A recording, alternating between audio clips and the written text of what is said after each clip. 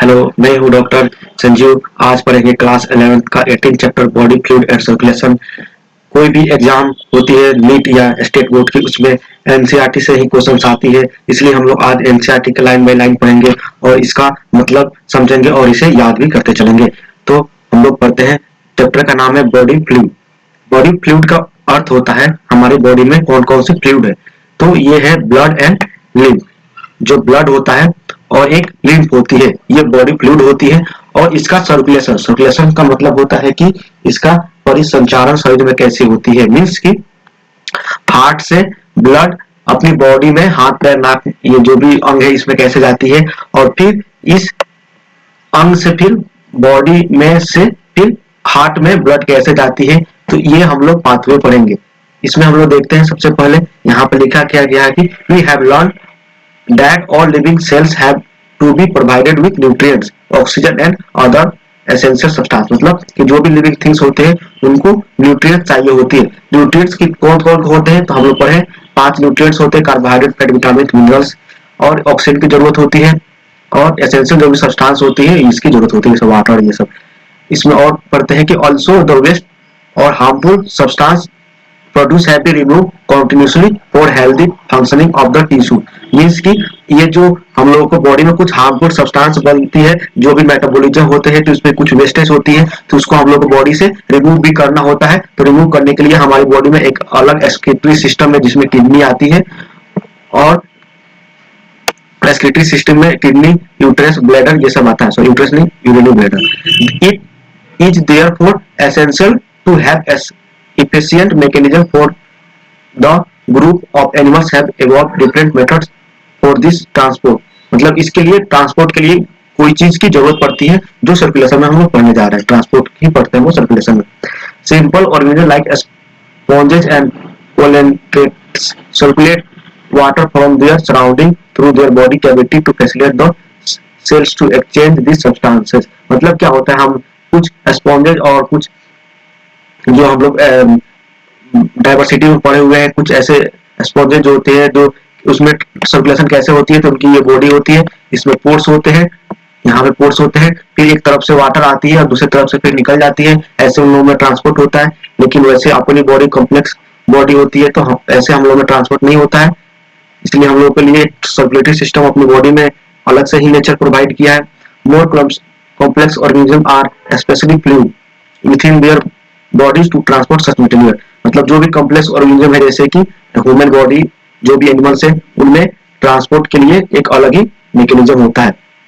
फिर आता है blood is the most commonly used body fluid by most of higher organism including humans of this purpose. मतलब जो blood जो होता है हमारी बॉडी में, वो ट्रांसपोर्ट करने के लिए सबसे आवश्यक चीज होती है। कोई भी चीज को यहाँ से वहां लेके जाना, जैसे वो खाना खाते हैं, फिर वो ग्लूकोज या जूस में बचती है, तो वो जूस किसके द्वारा ट्रांसपोर्ट होती है, न्यूट्रिएंट्स ब्लड के द्वारा। फिर जो ऑक्सीजन जो होती है, जो कार्बन डाइऑक्साइड होती है, जो अपनी बॉडी की वेस्टेज होती है, कुछ कुछ होती है, वो सब किसके द्वारा ट्रांसपोर्ट किया जाता है, ब्लड के द्वारा।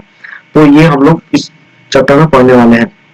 अनदर बॉडी फ्लूइड लिम्फ, हम लोग देखे थे बॉडी फ्लूइड 2 होती है, ब्लड एंड लिम्फ। तो दूसरा जो बॉडी फ्लूइड लिम्फ है, ये भी हेल्प करता है ट्रांसपोर्ट ऑफ सर्टेन सब्सटेंस के लिए।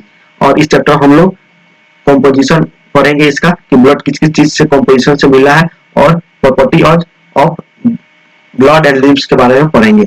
और ये सब मैकेनिज्म अभी हम लोग देखते हैं कि ब्लड किससे बना है, फिर उसका हम लोग देखेंगे कैसे सर्कुलेशन होता है। तो यहाँ पे जो 18.1 जो टॉपिक है वो बोल क्या रहा है, blood is the special connective tissue. अगर पूछ जाएगा कि ब्लड कौन सा टिश्यू है, तो हम लोग इसका आंसर क्या रहेगा, कनेक्टिव टिश्यू। हम लोग पढ़े कि अपनी कनेक्टिव टिश्यू होती है, ब्लड कनेक्टिव टिश्यू होती है। ये किससे मिलकर बना होता है, तो फ्लूइड मैट्रिक्स और प्लाज्मा से बनकर बना होता है। अपनी बॉडी किससे मिलकर बना हुआ है, ब्लड किससे मिलकर बना हुआ अपनी बॉडी में, तो ये फ्लूइड मैट्रिक्स प्लाज्मा से मिलकर बना है। अपनी बॉडी में प्लाज्मा कितनी परसेंट होती है, तो अपनी बॉडी में प्लाज्मा 55% प्लाज्मा होती है। ये क्वेश्चंस आते हैं। फिर देखते हैं प्लाज्मा क्या होता है, तो plasma is a stroke coloured viscous fluid consisting nearly 55% of blood. मतलब अभी हम देखें कि 55% अपनी बॉडी में किससे मिलकर बना होता है, तो प्लाज्मा से ब्लड मिलकर बना होता है। 90 to 92% of plasma is water. जो 55% जो प्लाज्मा होती है उसमें से 90% जो होती है वो पानी होती है, और प्रोटीन होती है कंट्रीब्यूट 6 to 8%। जो प्रोटीन होती है वो कितने परसेंट होती है? 6 to 8% होती है। Fibrinogen, globulins and albumin are major protein. तो अपनी प्लाज्मा किससे मिलकर बनी है? एक तो वाटर से मिलकर बनी है, और दूसरा जो प्रोटीन से मिलकर बनी है। उस तीनों प्रोटीन का नाम क्या है? Globin, albumin and fibrinogen. ये तीनों प्रोटीन है। फिर देखते हैं fibrinogen are needed for clotting of a coagulation of blood. मतलब फाइब्रिनोजिन अपनी बॉडी में क्या हेल्प करती है? तो ये ब्लड क्लोटिंग, ब्लड कोगुलेशन में मदद करती है। मतलब क्लोटिंग को ही कोगुलेशन बोलते हैं। इसका अर्थ होता है कि अपनी बॉडी में जो भी कट लगता है तो वहां पे ब्लड लॉस होता है, तो उसको बचाने के लिए फाइब्रिनोजेन मदद करती है। आगे भी और भी चीज प्लेटलेट्स होती है, लेकिन फाइब्रिनोजेन भी मदद करती है। फिर ग्लोबुलिन्स का क्या काम होता है? तो globulins are primarily involve in defence mechanism of the body. मतलब जो ग्लोबुलिन होती है ये अपनी बॉडी में डिफेंस मैकेनिज्म, जो एंटीबॉडी होती है वो ग्लोबुलिन प्रोटीन होती है। और albumin help in the osmotic balance. और एल्बुमिन जो प्रोटीन होता है ये क्या करता है? अपनी बॉडी में ऑस्मोटिक बैलेंस करता है। हम लोग आप लोग केमिस्ट्री में ऑस्मोसिस पढ़े होंगे, वो अपनी बॉडी में भी होती है, तो ये एल्बुमिन का काम होता है। Plasma also contain small amount of minerals. जो प्लाज्मा होता है वो मिनरल्स में इसमें होता है। कौन कौन से होते हैं? Na, calcium, magnesium and HCO3, और क्लोरीन होता है। Glucose, amino acid, lipids etc are the present in the plasma as they are always in transport in the body. Factor for coagulation or clotting of blood are also present in the plasma in the inactive form. मतलब अपनी body में coagulation के लिए भी बहुत सारे factors होते हैं जो अपनी ब्लड में ऑलरेडी प्रेजेंट होते हैं। Plasma without the clotting factor is serum. मतलब अगर कोई पूछे सीरम क्या होता है, ये बहुत ही इंपॉर्टेंट क्वेश्चन है। सीरम क्या होता है? तो प्लाज्मा जो होती है उसमें अगर क्लोटिंग फैक्टर ना रहे तो उसको हम लोग सीरम बोलते हैं। सीरम ये बहुत ही इंपॉर्टेंट होता है। सीरम क्या होता है? तो हम बता दें कि ब्लड में अगर कोगुलेशन फैक्टर जो होते हैं फाइब्रिनोजेन, अगर ये हटा दे तो वो क्या बन जाता है? सीरम बन जाता है। इसको देखते हैं कैसे। अगर ब्लड है, ब्लड में से अगर हम लोग आरबीसी, डब्ल्यूबीसी और प्लेटलेट्स को माइनस कर देते हैं, निकाल देते हैं, तो उसको हम लोग बोलते हैं प्लाज्मा। और इस प्लाज्मा में से अगर फाइब्रिनोजेन अगर हटा दे तो वो सीरम हो जाता है। तो हम लोगों ने क्या पढ़ा कि जो ब्लड है वो 2 टाइप्स, उसमें 2 चीज होते हैं, एक प्लाज्मा होता है और एक कार्पसल्स होते हैं। तो प्लाज्मा में क्या चीज से मिलकर बना था? तो प्लाज्मा वाटर से मिलकर बना रहेगा, और प्रोटीन 3 जो एल्बुमिन, ग्लोबुलिन और फाइब्रिनोजेन प्रोटीन है इससे मिलकर बना होता है। और जो कार्पसल्स होते हैं वो डब्ल्यूबीसी, आरबीसी, ये हम लोग अभी ये फॉर्म एलिमेंट जो बात हो रही है ये कार्पसल्स की बात होता है। इसमें हम लोग को जो आरबीसी, डब्ल्यूबीसी, प्लेटलेट्स होते हैं इनका बात करते हैं।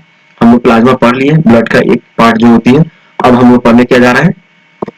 Form element. तो erythrocyte, leucocyte and platelets are collectively called the form element. मतलब जो एरिथ्रोसाइट जो आरबीसी होती है, ल्यूकोसाइट जो डब्ल्यूबीसी होती है, और जो प्लेटलेट्स होती है इनकी कलेक्शन को क्या बोलते हैं? फॉर्म एलिमेंट बोलते हैं। As they constitute nearly 45%। हम जानते हैं प्लाज्मा 55% होते हैं, तो 45% क्या होंगे? ये फॉर्म एलिमेंट होंगे। अब हम लोग पढ़ते चल रहे हैं आरबीसी के बारे में।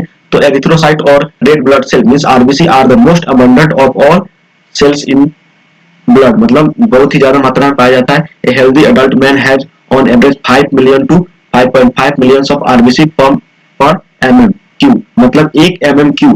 मतलब अगर आपके पास एक डब्बा है जो 1 mm लंबाई, 1 mm चौड़ाई और 1 mm ऊंचाई है, तो इसमें कितना आरबीसी रहेगा? तो 5 से लेकर 5.5 मिलियन तक का आरबीसी इसमें रहता है। मतलब इतने अमाउंट में पाया जाता है। RBC are form in the red bones marrow in the blood. मतलब आरबीसी कहाँ बनता है? तो ये रेड बोन मैरो में बनता है। यही बहुत इंपॉर्टेंट सवाल है। फिर RBC are divided of the nucleus in the most mammalians are and are biconcave in shape. मतलब क्या होता है?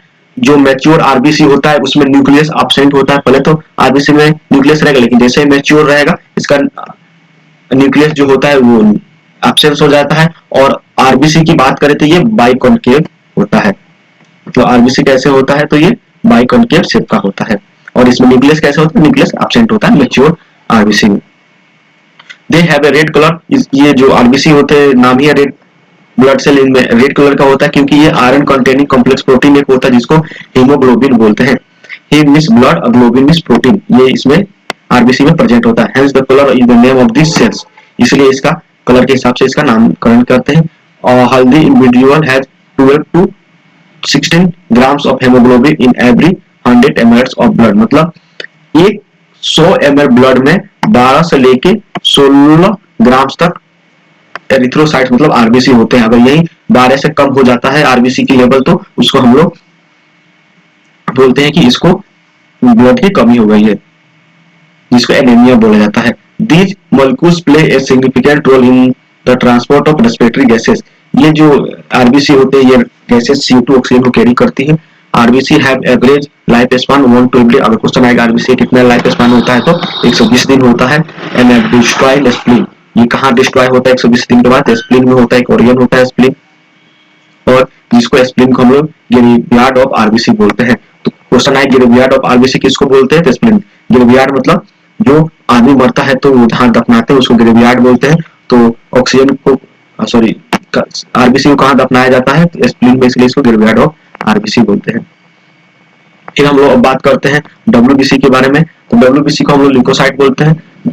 उसका फुल फॉर्म होता है white blood cells and they are coloured due to the lack of haemoglobin. ये colourless इसलिए होता है क्योंकि इसमें हेमोग्लोबिन नहीं रहेगा, तो ये रेड कलर का नहीं होता, इसलिए ये विदाउट कलर होता है। दे आर न्यूक्लिएटेड, इसमें न्यूक्लियस होता है, are relatively lesser in number and which average 6000 से 8000 mmQ। हम लोग पढ़े थे कि आरबीसी कितना होता है 5 से लेके 5.5 मिलियन होता है, लेकिन जो डब्ल्यूबीसी होता है वो 6000 से 8000 mmQ, 1 mmQ में 6000 से 8000 तक इसका जनसंख्या पाया जाता है। Leucocyte are generally short lived, ये जो ल्यूकोसाइट होते हैं वो बहुत कम समय तक जिंदा रहते हैं। जैसे कि हम लोग हेमोग्लोबिन को देखे थे 120 दिन तक जिंदा रहता है।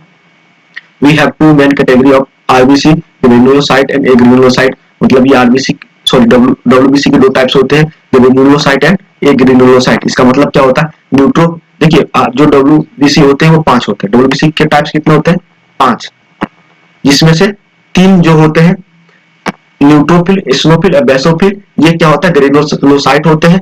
और जो एक ग्रेनुलोसाइट मतलब क्या होता है? जो ग्रेनुल्स टाइप के नहीं होते वो लिम्फोसाइट एंड मोनोसाइट्स जो क्या होते हैं वो एक ग्रेनुलोसाइट होते हैं।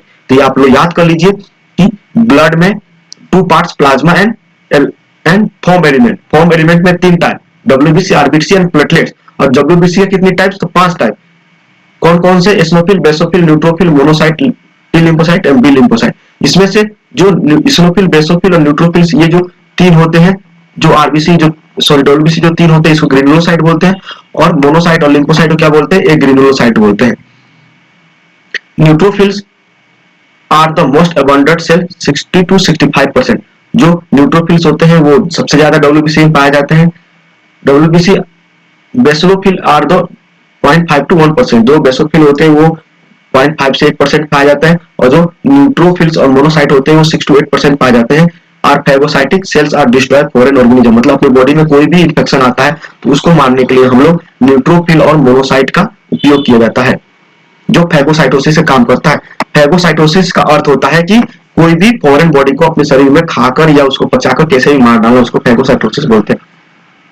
बेसोफिल सीक्रेट द हिस्टामिन, जो बेसोफिल्स होते हैं जो डब्ल्यूबीसी के टाइप है, 5 टाइप में से एक टाइप बेसोफिल से, ये हिस्टामिन सीक्रेट करता है, जिससे हम लोग के शरीर में एलर्जी जो भी होती है तो हिस्टामिन सीक्रेट होता है। सेरोटोनिन एंड हिपेरिन, ये कौन सीक्रेट करता है? बेसोफिल करता है, जिससे वेसोडाइलेशन होता है, मतलब इन्फ्लामेशन होता है। इन्फ्लामेशन का मतलब कोई भी चोट लगती है तो अपनी बॉडी फूल जाती है, उसको इन्फ्लामेशन बोलते हैं। वो क्यों फूलता है? क्योंकि बेसोफिल वहां पे हिस्टामिन, सेरोटोनिन और हिपेरिन बेसोफिल सीक्रेट कर दिया होता है। इसनोफिल 2 to 3% होते हैं, resistant infection and are also associated with allergic reaction. जो इसनोफिल होते हैं वो एलर्जिक रिएक्शन दिखाते हैं, जैसे किसी को हवा से, किसी को पानी से, किसी को कपड़े से, किसी को कोई भी चीज की एलर्जी होती है तो वो किससे होती है? वो इसनोफिल के कारण ही एलर्जी होती है। लिम्फोसाइट जो होते हैं 20 से 25% होते हैं, ये 2 टाइप्स के होते हैं, B lymphocyte and T lymphocyte. इसका अर्थ समझते हैं कि बी लिम्फोसाइट और टी लिम्फोसाइट क्या होता है। तो ब्लड हम लोग पढ़े हैं कि कहाँ बनता है? बोन मैरो बनता है। अगर बोन मैरो में बने और बोन मैरो में ही उसका मैच्योरेशन हो, मैच्योरेशन का मतलब परिपक्व हो, मतलब उसका ट्रेनिंग हो, तो उसको बोलेंगे बी फॉर बोन मैरो, तो उसको बी लिम्फोसाइट बोलेंगे। अगर लिम्फोसाइट बोन मैरो में ही बनता है लेकिन इसका मैच्योरेशन कहाँ होता है, इसका ट्रेनिंग कहाँ दिया जाता है? थाइमस ग्लैंड में, तो उसको क्या बोलेंगे? T lymphocyte. तो लिम्फोसाइट का भी 2 प्रकार हो गया, B lymphocyte and T lymphocyte.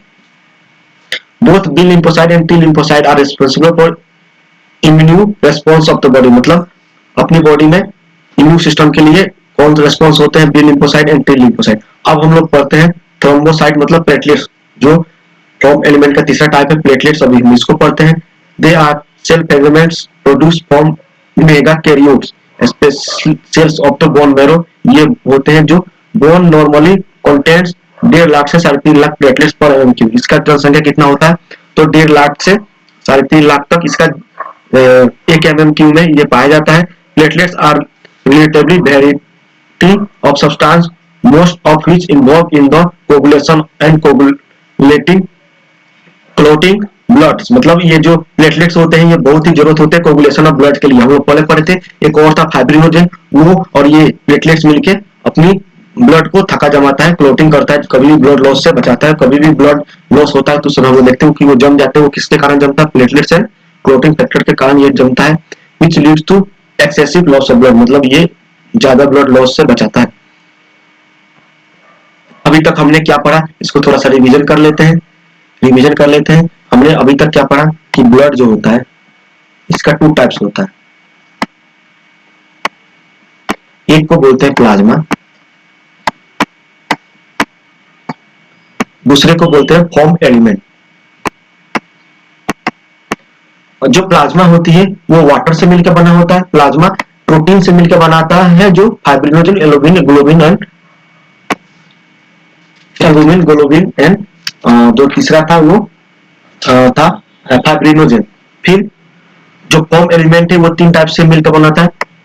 RBC red blood cell, इसमें हेमोग्लोबिन पाया जाता है। फिर पढ़े थे डब्ल्यूबीसी का 5 टाइप्स था, एस्नोफिल, बेसोफिल, मोनोसाइट एंड लिम्फोसाइट। इसमें से 3 को बोल रहे थे क्या, ग्रेनुलोसाइट, और 2 को बोल रहे थे ग्रेनुलोसाइट। फिर पढ़े प्लेटलेट्स क्या काम करता है, तो ब्लड क्लोटिंग का काम करता है। हम यहाँ तक पढ़ लिए। फिर अब आगे की जो क्वेश्चन है वो नेक्स्ट वीडियो में पढ़ेंगे। तभी तक के लिए धन्यवाद। और जो भी आपको क्वेश्चन है वो हमारे कमेंट सेक्शन में पूछिए, हम आपको पढ़ाएंगे। और अब हम लाइव भी आके आप लोगों को पढ़ाएंगे, जो भी क्वेश्चन होगा, जो भी डाउट होगा उसको हम लोग क्लियर करेंगे। और इस साल नीट में 360 का जो बायोलॉजी में क्वेश्चन आते हैं उसमें से हम लोग को टारगेट रहेगा कम से कम 350 नंबर कैसे भी बायोलॉजी में लाके अच्छे कॉलेज में एडमिशन ले ले। धन्यवाद।